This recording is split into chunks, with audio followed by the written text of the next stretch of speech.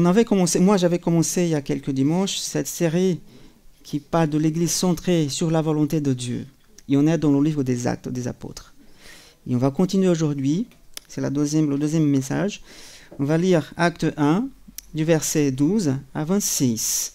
Acte 1, verset 12 à 26. Verset 12 nous dit, « Alors, ils retournèrent, les apôtres qui étaient avec Jésus, à Jérusalem, de la colline appelée Mont des Oliviers, qui est près de Jérusalem, à la distance d'1 kilomètre environ. Quand ils furent arrivés, ils montèrent à l'étage dans la pièce où ils se tenaient d'ordinaire. Il y avait là Pierre, Jean, Jacques, André, Philippe, Thomas, Barthélemy, Matthieu, Jacques, fils d'Alphée, Simon le Zélote et Jude, fils de Jacques. Tous persévérèrent d'un commun accord dans la prière avec les femmes, avec Marie, la mère de Jésus, et avec les frères de Jésus. » Verset 15. À cette époque-là, Pierre se leva au milieu des disciples. Le nombre de personnes réunies était d'environ 120 personnes. Il dit, « Mes frères, il fallait qu'il s'accomplisse l'écriture, ce que le Saint-Esprit avait annoncé d'avance par la bouche de David au sujet de Judas, devenu le guide de ceux qui ont arrêté Jésus. Il était l'un des nôtres, il avait part au même ministère.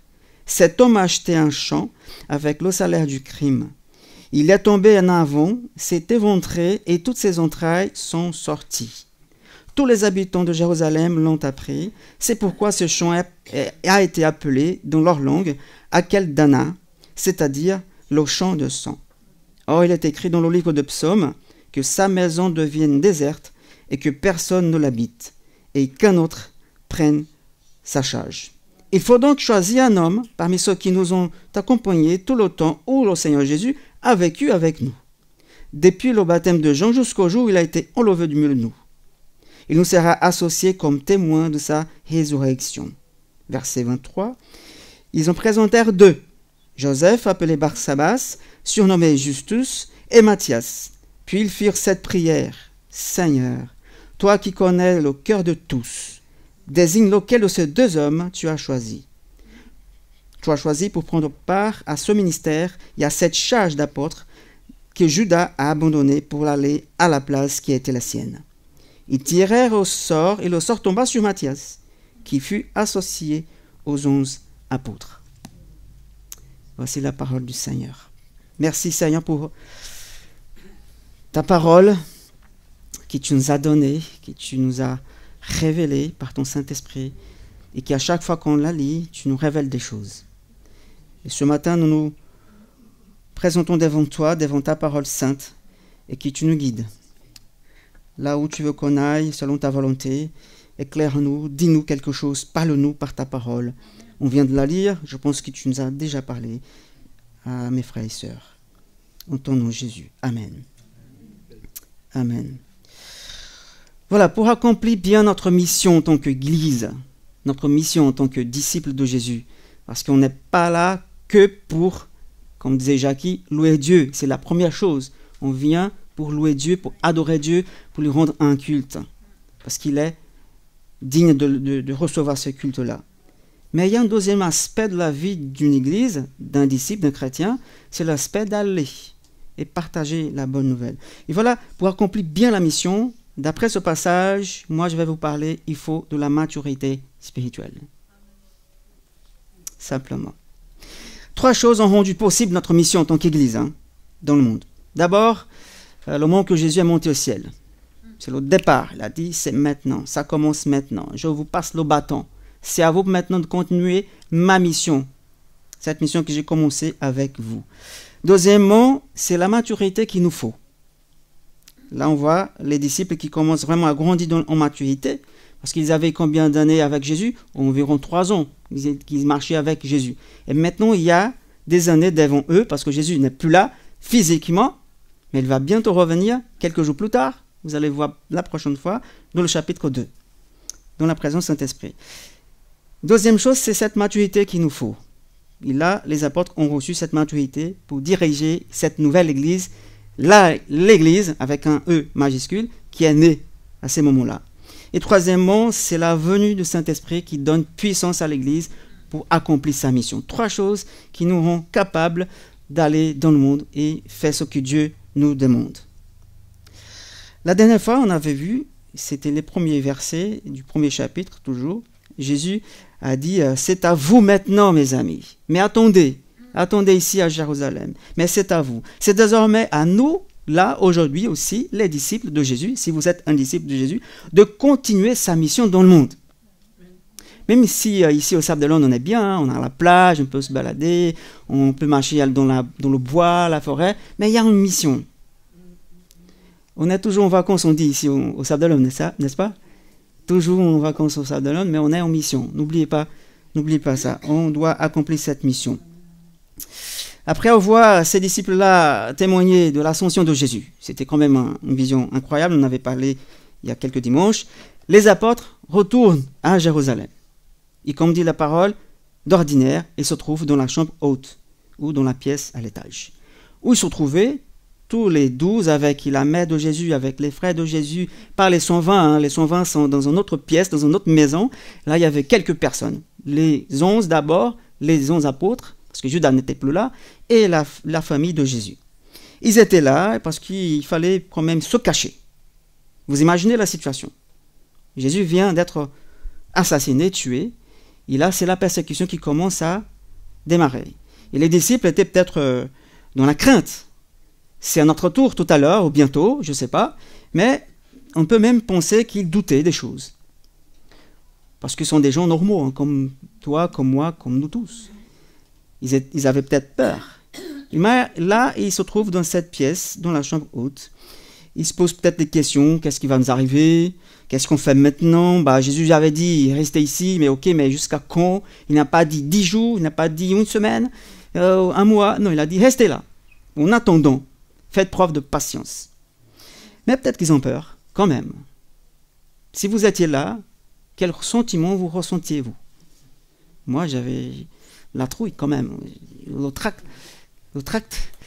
Peut-être que j'avais peur, j'aurais peur. Parce que les autorités juives, les Romaines étaient là, qui cherchaient les disciples du chemin, de celui qu'on appelait Jésus de Nazareth. Ils ne savaient pas comment cela va se passer, ni quand, ils étaient là. Alors, que font-ils pendant ce temps? Ils sont ensemble, déjà. Et après, on lit qu'ils sont dans la prière. Une prière constante, peut-être fervente. Plein d'hardiesse. Et la première chose qu'on voit ici, mes amis, que le texte nous présente, pour accomplir bien sa mission, l'Église doit être unie dans la prière. Très simple. Il faut être unis dans la prière. Versets 12 et 14, alors ils retournèrent à Jérusalem, ils montèrent à l'étage dans la pièce qui se trouvait, ils se tournaient d'ordinaire. Il y avait là tous les disciples, la famille de Jésus. Il dit, tous persévéraient dans un commun accord, dans la prière, avec les femmes, avec Marie, avec les frères de Jésus. L'ambiance n'est plus la même ici. Hein. Si vous regardez un peu en arrière, il n'y a plus de différence entre eux, entre les apôtres. Parce que quand on lit dans Luc 22, il n'y a pas ce passage-là. Luc 22, 24, il y eut aussi, il dit le passage, une rivalité. C'était juste avant, hein, pendant la dernière scène qu'il partageait avec Jésus. Luc 22, 24. Il y eut aussi une rivalité entre les disciples pour déterminer qui devait être le plus grand parmi eux. Il y avait quand même cette tension, cette dispute entre eux. Mais là, maintenant, ils sont dans la chambre haute, ils sont dans la prière, ils sont dans un commun accord. Il n'y a plus de dispute. C'est comme s'ils commencent à grandir vraiment. Ils commencent à comprendre les choses, quoi. Parfois comme nous aussi. Même si on a 10 ans de vie avec Dieu, 30 ans, 50 ans, il y a des moments qui, ah oui, tiens, c'était pas comme ça, c'est comme ça en fait. Et là, ils se rendent compte que non, il faut qu'on soit en accord. Même si on n'est pas en accord dans tous les détails. Hein. Parfois, on n'est pas d'accord avec la couleur du mur, on n'est pas d'accord parce qu'on met une table ici, on n'est pas d'accord parce que le pain il est comme ça. Il n'y a pas de souci d'avoir ces genres de différences. C'est quand même bien d'avoir ces genres de différences. Mais là, la différence qui signifie la vie spirituelle, c'est plus la même. C'est plus la même ambiance de dispute. Ils sont dans un commun accord dans la prière. Et le mot accord ici, en accord, c'est le mot grec homotomodon, qui signifie d'un seul esprit, d'un seul cœur, avec la même passion, unanimement. C'est comme un groupe de musique, par exemple, qui chante dans un commun accord, même s'il y a des notes différentes, mais ça va très bien. C'est ce qu'on appelle à l'unisson, merci. Et pris à l'unisson, avec un seul cœur, une seule pensée, un seul projet, c'est le royaume de Dieu. Et ce mot-là est composé de deux mots avec passion, à l'unisson.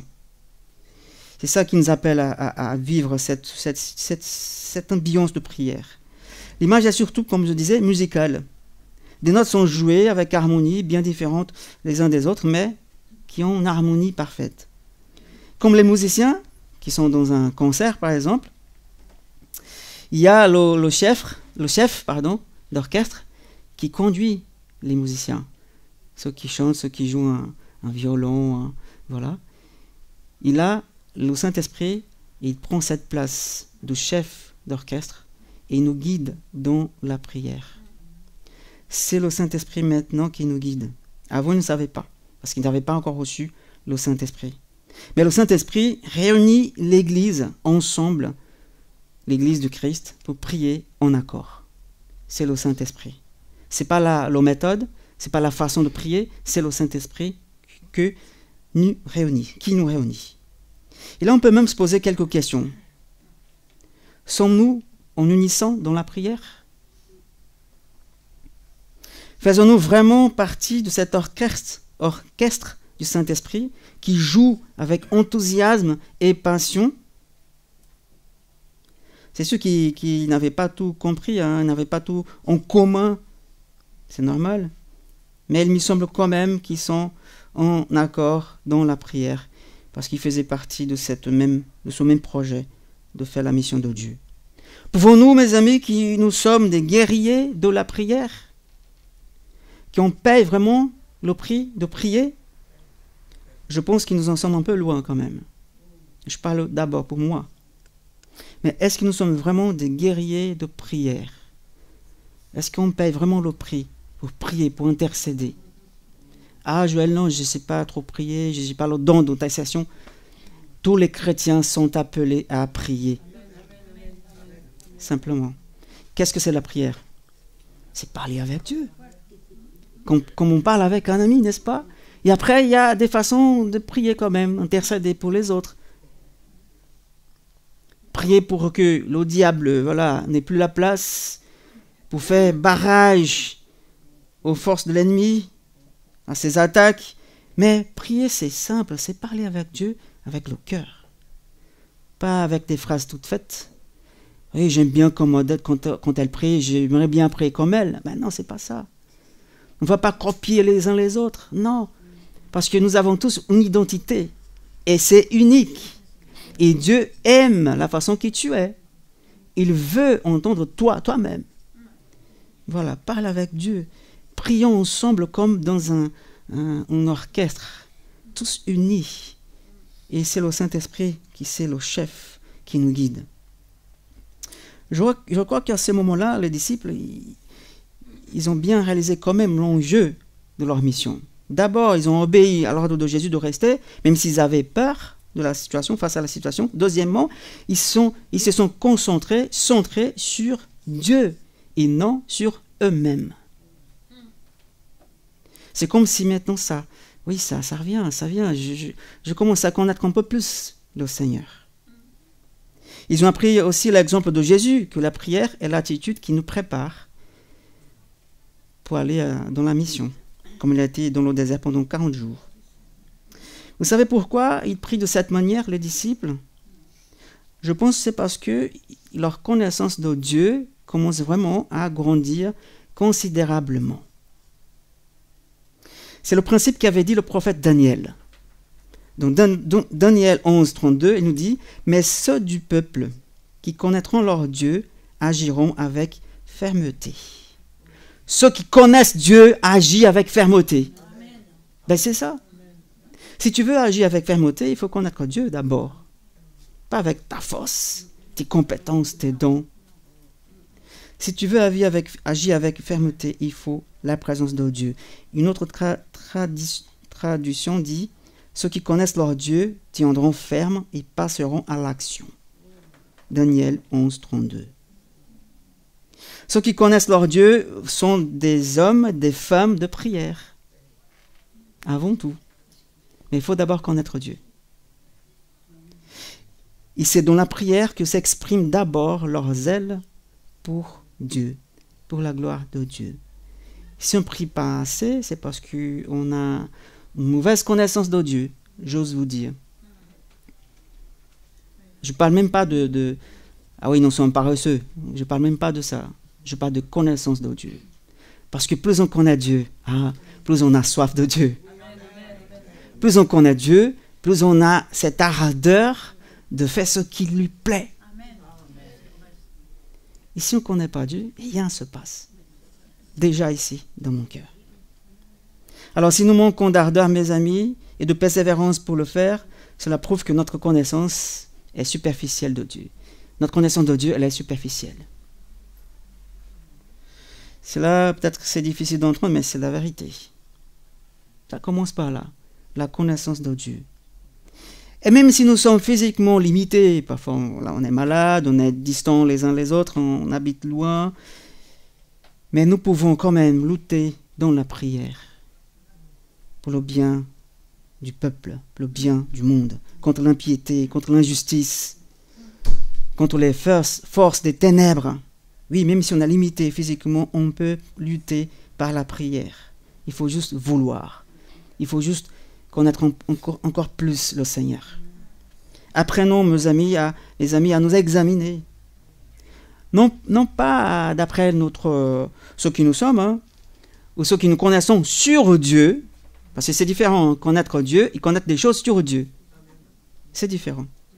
Ni selon nos dons, nos responsabilités, nos compétences, nos qualités dans l'Église, mais d'après la façon dont nous prions et d'après ce qui se passe dans nos cœurs. Voilà, pour bien accomplir notre mission, nous devons, oui, faire preuve d'un grand zèle pour Dieu. C'est ainsi que l'Église primitive l'a compris, ils ont fait. Ils étaient ensemble, ils priaient avec ferveur. Ils connaissaient leur Dieu, ils connaissaient l'enjeu de leur mission. Ils étaient ensemble. Deuxièmement, pour accomplir bien la mission, il faut prendre les Écritures au sérieux. C'est pas simplement un beau livre, il est joli. Le mien, il est joli. En cuir, bleu. C'est pas pour décorer la table, et ni décorer la maison. Votre maison, par exemple, certains laissent ouverte comme ça. Ça ne vaut rien, laisser ouvert comme ça dans la maison. Ça ne protège pas la maison. Là, c'est Dieu qui protège ta vie, ta maison. C'est pas le livre ouvert. Et s'il reste toujours ouvert, comment on va connaître Dieu? C'est par là qu'on peut connaître Dieu. Il faut prendre au sérieux les Écritures, mes amis. Simplement, je dis ça assez souvent ici. Vous dites, ah oui, encore une fois, Joël. Oui, encore une fois. Verset 15. À cette époque-là, Pierre se leva au milieu des disciples. Vous savez, Pierre était toujours quelqu'un qui était impulsif. Il était toujours devant. Et là, il se lève devant les 120 qui étaient dans la maison, que ce n'était pas la même maison avant, la pièce à l'étage. Et dans Luc 22, Jésus a fait une promesse à Pierre, juste avant.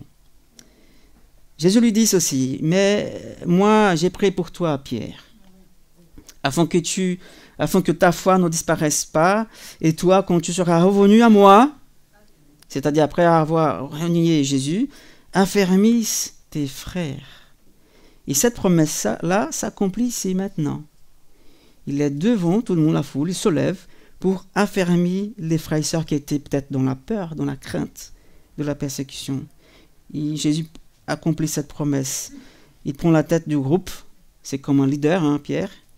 Et je crois qu'après quelques jours de prière qu'ils avaient, pendant ce temps avant l'infusion du Saint-Esprit, ce temps de consécration, l'entendement de Pierre s'ouvre par Jésus. Et Pierre maintenant, j'imagine qu'il se souvient ce que Jésus avait dit aux apôtres et à lui-même, dans Jean 13, 18. « Je ne parle pas de vous tous, je connais ce que j'ai choisi, mais il faut que l'écriture s'accomplisse. Celui qui mange le pain avec moi a levé le talon contre moi. Et Jésus ici cite le psaume 41. Pour dire, voilà, il y a quelqu'un parmi vous qui va me trahir. Ici, à un moment-là, je pense que Pierre, il se souvient de ces paroles. Ah oui, Jésus avait dit ça, quelqu'un parmi nous va le trahir, c'est vrai. Il s'était dans le psaume. Et en fait, il utilise la même méthode. Il prend les écritures du passé, dans l'Ancien Testament, dans le psaume, il dit, voilà, la prophétie s'accomplit aujourd'hui. S'accomplit dans la vie de Judas, qui a trahi Jésus, qui est mort aussi. Il faut qu'on choisisse un autre pour remplacer sa place vacante. Et Pierre est sûr. C'est pour ça qu'il dit, il fallait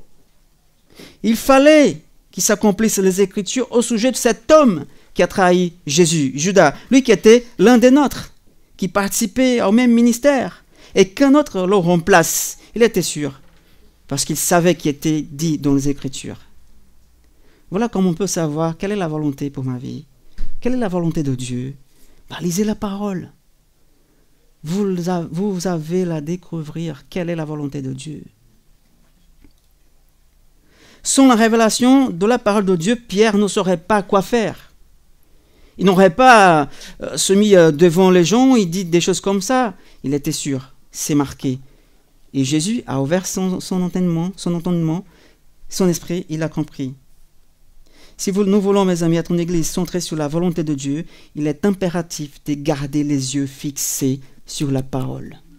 Si vous voulez, si tu veux être une personne, un disciple centré sur la volonté de Dieu, garde tes yeux fixés là. Ne vous contentez pas de ce que je dis ici, mais allez chercher. Vous savez, les prédications qui sont données ici, les sermons, ils ne sont pas assez pour vous faire grandir dans la foi. Ils peuvent vous aider, mais ce n'est pas suffisant. Ne vous contentez pas de simplement venir à l'église, écouter un message. Oui, c'est bien d'être enseigné et tout, mais là, gardez vos yeux sur la parole de Dieu. Psaume 1, versets 1 et 2, j'aime beaucoup ce psaume.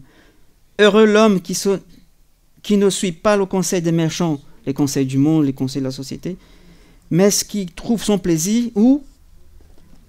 Dans la loi de l'Éternel. Heureux l'homme, heureuse la femme qui trouve son plaisir dans la loi de l'Éternel. Psaume 119, 15. Je veux, Seigneur, méditer sur tes directives et fixer mes regards sur les voies que tu traces. Psaume 119, 105, très connu. Ta parole est comme une lampe qui me guide mes pas. Tous mes pas. Il est une lumière qui éclaire mon chemin. Et du coup, si on n'a pas ça dans nos cœurs, on est comme des aveugles qui tâtonnent dans le monde. On ne sait pas où va, on perd le chemin.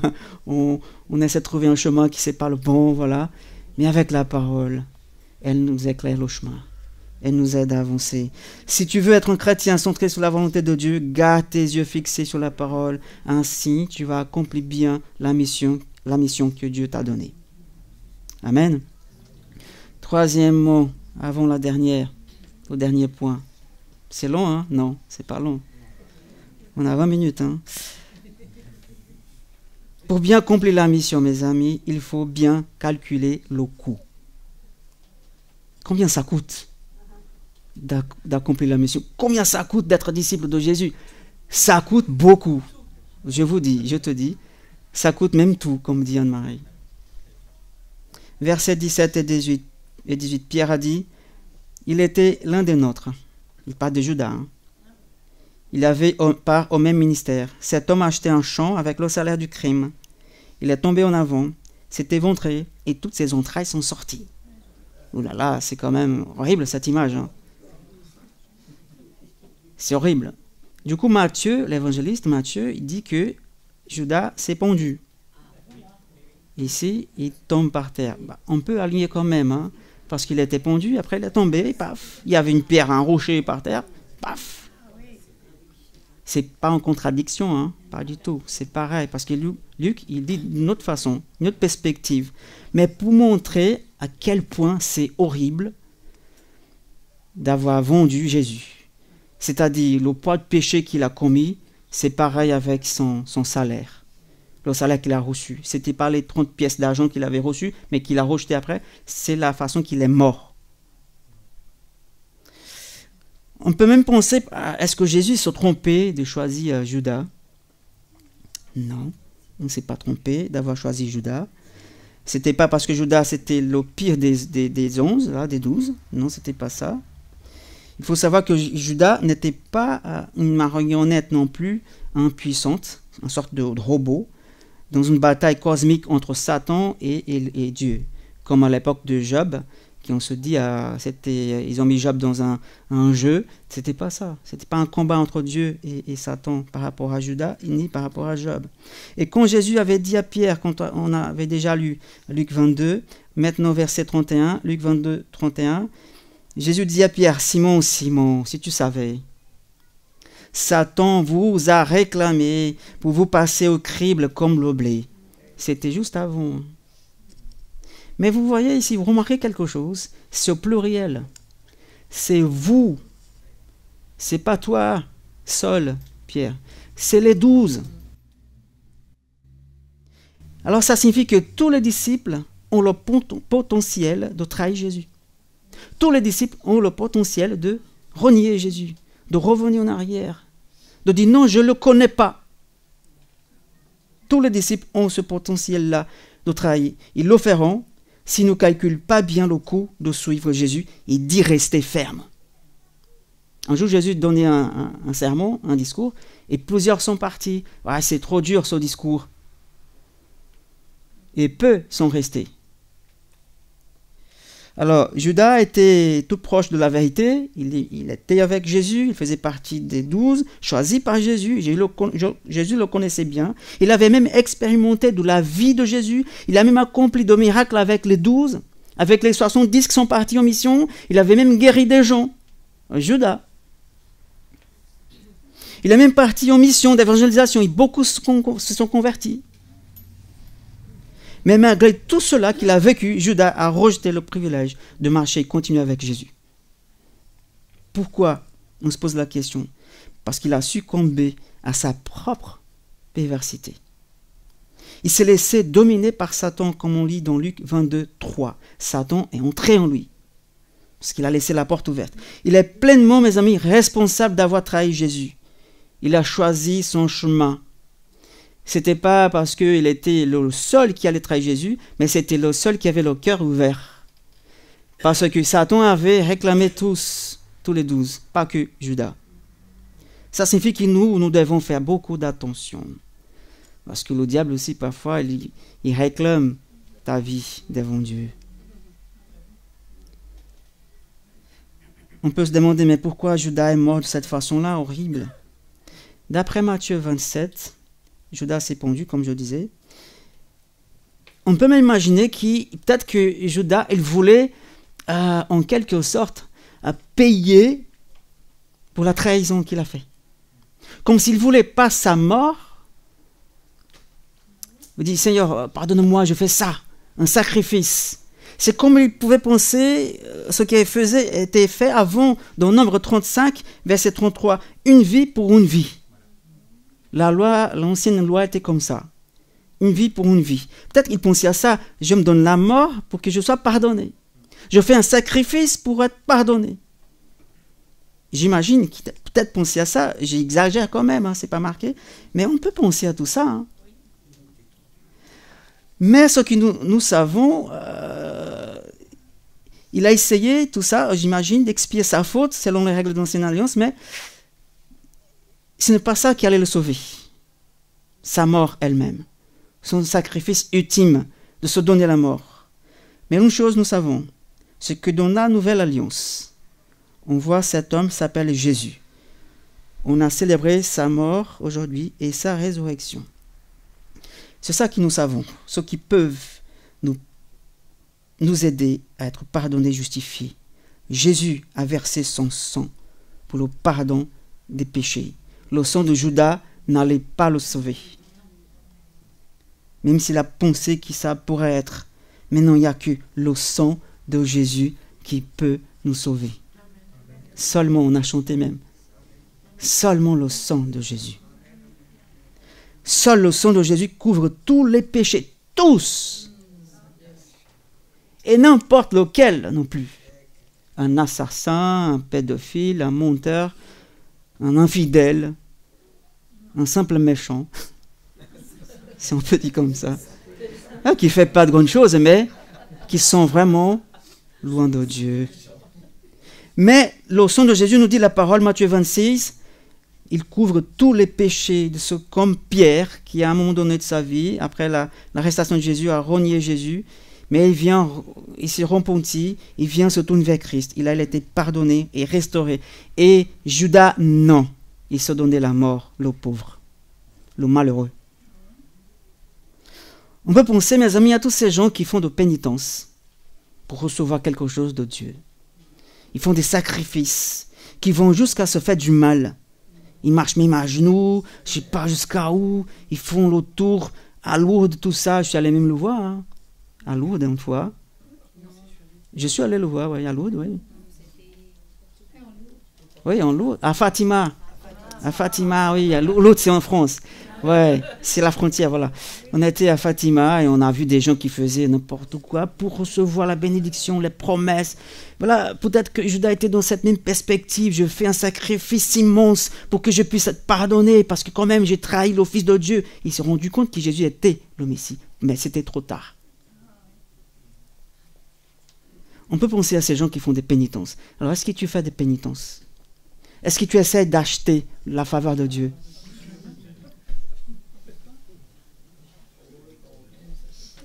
Mais parfois, on le fait sans le savoir. Vous connaissez Martin Luther, n'est-ce pas? Voilà, un moine. Un soir, quand il avait 20 ans, il était en route, en sa calèche, au milieu d'un orage, et d'un seul coup, une foudre frappe tout près de lui. Paf! Là, il avait vraiment peur, il a prié. À l'époque, il a prié sa sainte Anne, en lui promettant, si elle, le gars le protège, il allait devenir moine. Si sa vie était épargnée, parce qu'il était encore sur le chemin. Une fois sauvé, cet homme, il arrive voilà, au bout de son chemin, de son voyage. Il a tenu sa promesse. On sait bien qu'il est devenu un moine, un homme religieux.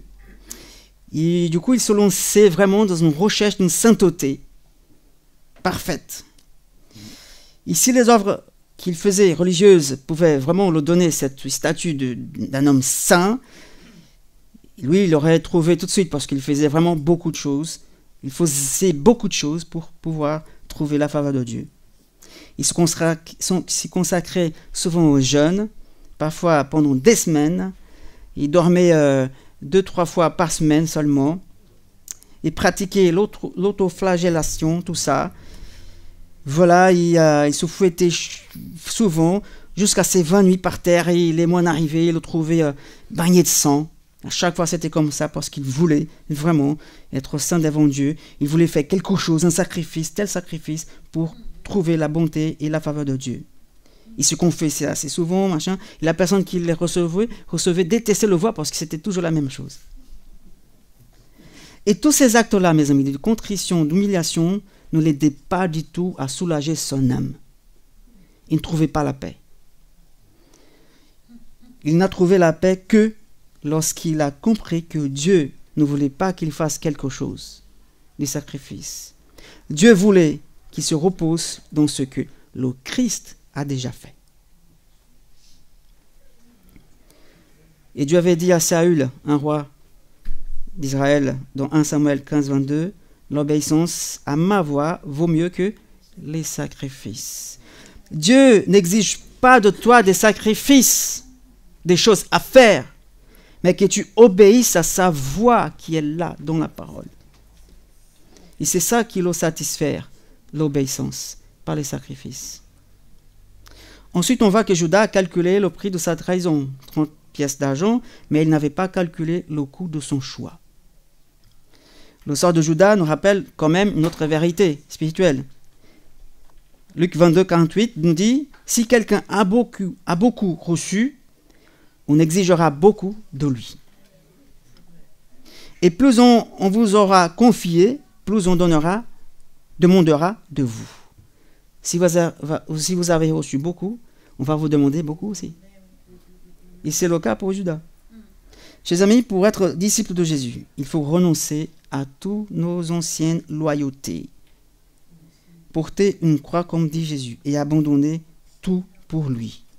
Le péché, les vices, les mauvaises attitudes, les choses qui ne conviennent pas à ceux qui se disent chrétiens, parce qu'il y a des chrétiens aussi qui font encore des choses qu'il ne faut pas, il faut le dire. Si vous voulez savoir quelles sont les conditions pour être un disciple, lisez Luc 14, vous allez voir. Les conditions d'être un disciple, le prix, le coût. Et Jésus nous avertit dans Luc 14, le sel, 14,34, le sel, un disciple, il dit, c'est un disciple au sel, qui perd sa saveur, devient inutile, il ne sert plus qu'à être jeté. Le sel ici, c'est vous, c'est toi, c'est le disciple. S'il perd sa saveur, il est inutile. Honnêtement, franchement mes amis, est-ce que notre vie correspond aux exigences de la vie d'un disciple? Est-ce que ta vie correspond vraiment aux exigences de la vie d'un disciple? Est-ce que notre mode de vie est-il à la hauteur de l'appel de Christ? Tout comme notre vie de prière, on dit long sur notre connaissance de Dieu, notre mode de vie, c'est pareil. Et finalement, la dernière chose que nous apprenons ici dans ce passage, pour bien accomplir la mission, l'Église ou les disciples, le disciple doit apprendre à discerner la volonté de Dieu. Le discernement. Pierre savait qu'il devait, il devait trouver un remplaçant à la place laissée vacant par Judas. Mais Pierre, comme certains pensent, ne s'est pas précipité. Il était trop vite, quoi. Il devait attendre quand même l'apôtre Paul. Non. S'il a bien marqué, il a bien écrit, c'est parce que Pierre avait pris la bonne décision avec l'Église, avec le Saint-Esprit. Pierre, non, il ne s'est pas précipité, il avait bien interprété la prophétie dans Psaume 109. Je pense qu'il pense aussi, il se souvient d'une promesse faite par Jésus. Luc 22, 30. Ainsi vous, les apôtres, mangerez et boirez à ma table dans mon royaume, et vous serez assis sous des trônes pour juger les 12 tribus d'Israël. Il fallait 12. Et là, ils ont 11. Là, il manque quelqu'un. Pour que la prophétie s'accomplisse, pour que la parole de Dieu s'accomplisse, il faut rajouter quelqu'un. Parce que Judas est parti à la place où était déjà la sienne. C'est bon, ça y est, il accomplit sa mission. Sa mauvaise mission, entre parenthèses. Et dans la tête de Pierre, ça semble logique. Conserver les 12 signifie préserver l'intégralité du témoignage des disciples, des apôtres. Verset 23, ils présentèrent 2 personnes, Joseph et Matthias. 2 hommes pieux qui ont accompagné Jésus depuis qu'il a été baptisé jusqu'au moment qu'il est monté au ciel. C'était les conditions, elles sont bien remplies. Et là, il ne reste plus qu'à choisir. Lequel? Comment on va faire? On va faire un vote? On va faire des papiers pour que la fumée blanche ou noire sorte? On va faire une assemblée générale, on va voter, voilà la liste, vous votez, mettez oui ou non. Non. Qu'est-ce qu'on voit qu'ils ont fait? D'abord, ils ont trouvé les bonnes personnes qui remplissaient toutes les conditions. Et la parole dit qu'ils priaient, qu'ils prièrent. Seigneur, ils ont dit, écoutez bien la prière de Pierre. Toi qui connais le cœur de tous, désigne lequel de ces 2 hommes tu as choisi. Écoute bien, Dieu connaît le cœur de tout le monde, y compris le tien. Il sait ce qui se passe maintenant là. Il sait ce qui va se passer quelques secondes avant. Et au moment et après. Il connaît tout. Il sait qui est la bonne personne pour telle tâche, pour telle mission. Parce que Dieu a un plan pour chaque personne. C'est pour ça que nous sommes différents. Et l'appel est différent pour chacun. Cette diversité, c'est la merveille de Dieu, c'est la beauté de Dieu. Tu connais le cœur de tous. Montre-nous lequel. Alors, qu'est-ce que cela signifie? D'abord, que nous ne pouvons rien cacher de Dieu. C'est impossible. Deuxièmement, ce qui compte ne sont pas nos qualités, nos dons, nos compétences, nos talents, mais ce qui est dans le cœur. Parce que c'est là que Dieu s'intéresse à ton cœur. Même si tu dis, ah, je ne suis pas capable, mais c'est pas un problème. Si Dieu t'appelle parce qu'il connaît ton cœur, il va t'équiper, il va te rendre capable. C'est lui, c'est pas nous. 1 Corinthiens 13, 2. Même si j'ai le don de prophétie, la compréhension de tous les mystères, de la connaissance, de toute la connaissance, si j'ai même toute la foi jusqu'à transporter des montagnes, mais si je n'ai pas de l'amour, je ne suis rien. Ça ne sert à rien. Voilà, Dieu ne cherche pas des talents, des compétences. Il ne voit pas ton diplôme, tes acquis, il voit ton cœur. Il voit notre cœur, il voit mon cœur. Et si mon cœur n'a pas d'amour, ça ne vaut rien. Dieu ne s'en sert pas. Pourquoi Paul poursuit, chapitre 13, 4 et 6. Parce que l'amour est patient, est plein de bonté. Il n'est pas envieux, il ne cherche pas à se faire valoir, il ne s'enfle pas d'orgueil, il ne fait rien d'inconvenant, il ne cherche pas son propre intérêt, il ne s'aigrit pas contre les autres, il ne trame pas le mal, l'injustice, l'attriste, la vérité, le réjouit. C'est l'amour. L'amour ne meurt jamais, les prophéties disparaîtront, les langues cesseront, la connaissance disparaîtra. Maintenant donc, ces trois choses restent, la foi, l'espérance, l'amour. Mais la plus grande des trois, c'est l'amour. C'est l'amour qu'il y a dans ton cœur.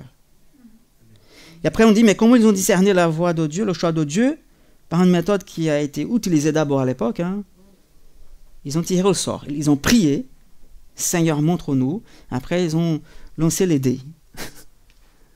Ou je sais pas quoi, des petites pièces, face ou, comment on dit, face aux couronnes. Voilà, une pièce de monnaie.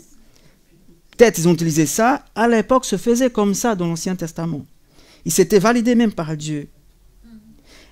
On lit dans Proverbe 16, 33, on jette les sorts dans le pont de l'habit, mais c'est l'Éternel, c'est de lui qui vient toute décision. Même si on lance le sort, c'est Dieu qui décide. Ils ont tiré le sort et le sort tomba sur Matthias. Et du coup, nous ne savons pas qu'est-ce que Matthias a fait. C'est la première fois et la dernière fois qu'il apparaît dans la parole. Mais ça ne signifie pas qu'il n'a rien fait. Il a été le choisi de Dieu. Il était loin de Dieu. Il était validé par Dieu. Il a été utilisé par Dieu, même si on ne sait pas qu'est-ce qu'il a fait. Ça n'a pas beaucoup d'importance. Le plus important, c'est que Dieu l'a approuvé son cœur. C'est aussi la dernière fois qu'on voit que les gens, en cherchant la volonté de Dieu, utilisent le tirage au sort. Après, plus rien. Parce que maintenant, c'est le Saint-Esprit qui nous guide. En fait, on n'a plus besoin de savoir comme ça la volonté de Dieu. Mais maintenant, à partir du chapitre 2, on va voir que le Saint-Esprit, c'est lui qui nous conduit dans toute la vérité, comme dit Jésus dans Jean 16. Le défenseur, le consolateur va venir. Il va vous aider, il va vous conduire dans toute la vérité. Il va vous éclairer, il va vous montrer le chemin à suivre. Il va vous donner les décisions à prendre. Il va vous aider à prendre des décisions. Alors, comment nous pouvons discerner la volonté de Dieu aujourd'hui? Ce n'est pas avec une pièce de monnaie ou un dé, mais c'est en étudiant déjà la parole de Dieu. Parce que Pierre avait aussi interprété par la parole, et après, c'est dans la prière. Après, c'est en écoutant l'Esprit Saint, avec son aide. Et là, c'est lui qui va nous aider à continuer à avancer, à accomplir bien notre mission. Vous voyez que Judas, encore une fois, il a essayé d'acheter la faveur de Dieu. Et Pierre, c'est l'inverse. Il avait aussi comme une faute. Il a renié Jésus, mais il s'est repenti. Et c'est ça qui peut sauver une âme, la repentance. Ce qu'il a mal fait. Et maintenant, il va vers Jésus et dit, voilà, j'ai commis une faute. Et aujourd'hui, c'est pareil, la même chose. Si tu veux être en accord avec Dieu, il faut se repentir. Il faut tout donner à Jésus, parce qu'il a tout donné pour nous, pour toi, pour son Église. Alors, si nous voulons être une Église, un disciple mature dans le Seigneur, Il faut qu'on court vers la parole. Il faut qu'on reste fixé sur la parole. Il faut qu'on soit dans l'unité, dans la prière aussi. Et là, oui, on va accomplir bien la mission que Dieu nous a donnée. Amen.